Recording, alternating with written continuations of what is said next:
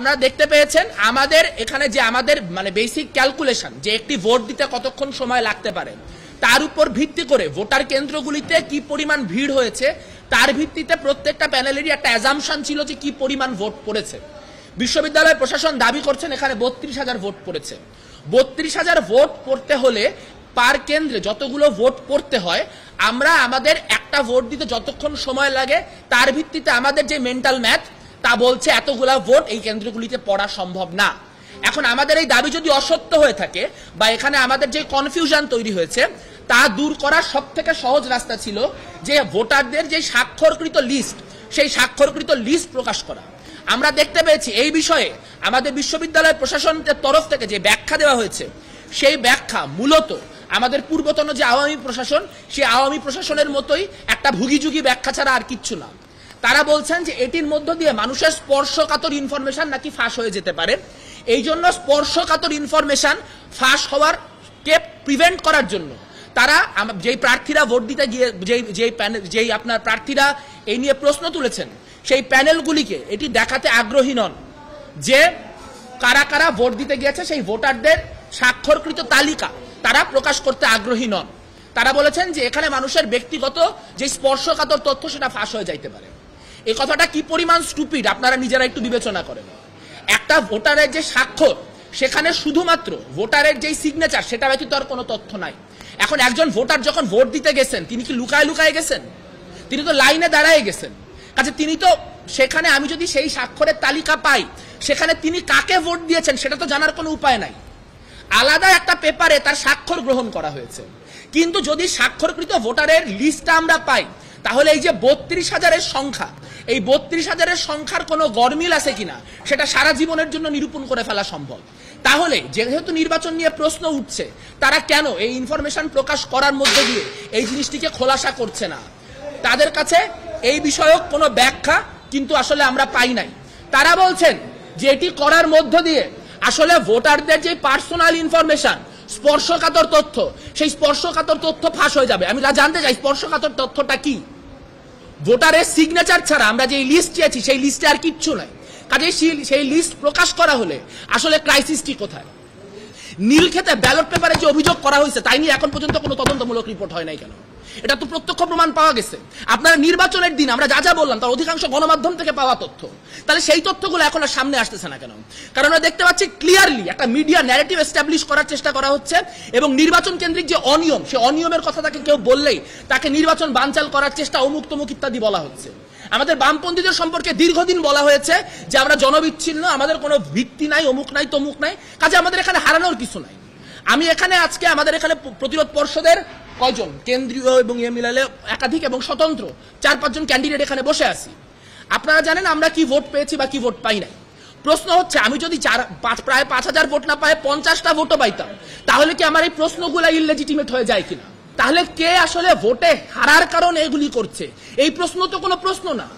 প্রশ্ন হচ্ছে যে অনিয়মগুলোর কথা আমরা তুলতেছি সেই অনিয়মগুলা আসলে অনিয়ম কিনা সেটা খতায় দেখা হবে কিনা, সেটা তদন্ত করা হবে কিনা, দ্যাট ইজ দি কোয়েশ্চেন। এবং আমরা দেখতে পাচ্ছি যে ডাকসুকে একটা স্ট্যান্ডার্ড হিসেবে ধরা হয়। যদি আজকে ডাকসুতে এগুলা করে পার পায়ে যাওয়া হয় তাহলে কালকে রাকসু নির্বাচন আছে, তারপর চাকসু নির্বাচন আছে। প্রত্যেকটা ছাত্র সংগঠন এখন দাবি তুলতেছে যে ওএমআর শিটের মধ্যে দিয়ে নির্বাচন যাতে না হয়, কারণ ওএমআর এর কারচুপি ধরা যায় না। হাতে কারচুপি করা গেলে তাও সেটা ধরার একটা সুযোগ থাকে, ওএমআর এ থাকে না। আমরা এখানে কোনো গন্ডগোলের জন্য আসি নাই, আমরা এখানে কোনো গোলযোগ করতে চাই না। আমরা যে প্রশ্নগুলি করছি সেই প্রশ্নগুলির উত্তর আমাদেরকে দেন। আমাদের বোঝার দরকার আছে ভোটটা কতটুকু ফেয়ার হয়েছে। কাজেই আমাদেরকে এই স্বচ্ছতাটা বিশ্ববিদ্যালয় প্রশাসনকে এনশিওর করতে হবে। বিশ্ববিদ্যালয় প্রশাসন যদি এনশিওর করে খুবই ভালো, না হলে অন্যান্য প্যানেলরাও মুভ করছে, আমরা তাদের সাথে সংহতি জানাই। লাগলে আমরা আদালতে যাব এবং এটা যে সুষ্ঠুতা এই সুষ্ঠুতা আমরা নিশ্চিত করে নিব। আমি বুঝি নির্মাণের শিল্প, সালাম স্টিল বোঝে ডিউরেবিলিটি। সালাম স্টিল মোস্ট ডিউরেবল স্টিল। বৈধতা তো একটা আইনি বিষয়, বৈধতা তো আমি যদি বলি অবৈধ হবে না, আদালতকে বলতে হবে অবৈধ। কিন্তু আপনি যদি বলেন স্বচ্ছতা তাহলে অবশ্যই এটা অস্বচ্ছ নির্বাচন হয়েছে। মানে আপনাকে অস্বচ্ছতার সব থেকে লিটারেল উদাহরণ দিই, ব্যালট বক্স যেগুলা সেই ব্যালট বক্সগুলা কাঠের ব্যালট বক্স কেন? মানে তারা যে আবারও কাঠের ব্যালট বক্সই করবে এটা তো আগে থেকে জানায় নাই। তারা নির্বাচনের দিন সকালবেলা আমরা যাই দেখছি কাঠের ব্যালট বক্স। এখন একটা নির্বাচনে অসঙ্গতি থাকতেছে ৫,০০০, আমি কোনটা নিয়ে কথা বলবো আর কোনটা নিয়ে বলবো না বলেন? কাজে নির্বাচনের বৈধতা নিয়ে কথা বলা একটা আইনি বিষয়, নির্বাচনের বৈধতা বা অবৈধতা আমি দিতে পারি না। কিন্তু নির্বাচন যে অস্বচ্ছ হয়েছে এইটা একদম পানির মতো পরিষ্কার, এবং এটা ক্লিয়ারলি আমাদের বলতে পারতে হবে যে নির্বাচনের কে জিততো কে হারতো অন্য কথা। আপনি বলতে পারেন যে ভাই এগুলা কি ডিফারেন্ট হলে রেজাল্ট ডিফারেন্ট হতো, সেটা আমি জানি না, কিন্তু নির্বাচনের যে প্রক্রিয়া সেই প্রক্রিয়া যে অস্বচ্ছ হয়েছে এবং সেটা যে জনমনে প্রশ্ন তৈরি করছে এই বিষয়ে আমরা অ্যাবসলিউটলি ক্লিয়ার। ডাকসুর মতো চলুক, যারা নির্বাচিত হয়েছেন তারা যেই এমবেসিতে যান ঘুরে আসুন, সমস্যা নাই, কিন্তু একই সঙ্গে এই সময়ে দাঁড়ায় যেই প্রক্রিয়াগত ত্রুটিগুলা সেই প্রক্রিয়াগত ত্রুটিগুলা অ্যাড্রেস করতেই হবে, তা না হলে প্রয়োজন বোধে আমরা আদালত পর্যন্ত যাব।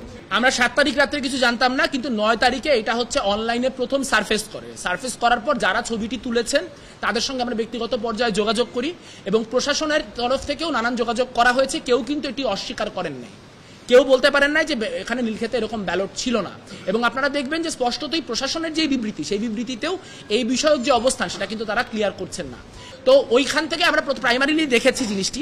এখন মুশকিলটি হচ্ছে যে আসলে নির্বাচনের আগ মুহূর্তের যে পরিস্থিতি সেই সময় তো আসলে ভাই সবাই নির্বাচনী যে প্রচারণা সেই প্রচারণায় ব্যস্ত, সো যার ফলে অনেক ইনফরমেশন রিসার্ফেস বা সারফেস করলেও সেগুলি দেখতে দেখতে আমাদের 9 তারিখ 10 তারিখ পর্যন্ত সময় লেগেছে।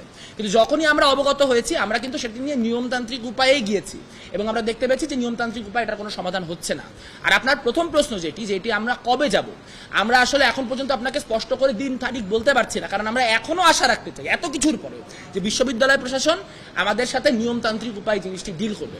কিন্তু বিশ্ববিদ্যালয় প্রশাসনের কাছ থেকে যদি কোনোভাবেই এই বিষয়ে কোনো রকম কোনো সদুদ্যোগ না পাওয়া যায় তখন আমরা সবার সাথে যোগাযোগ করে সমন্বিতভাবে যারা ইলেকশন করেছি তারা একটি অবস্থান নিয়ে কোর্টে যাব।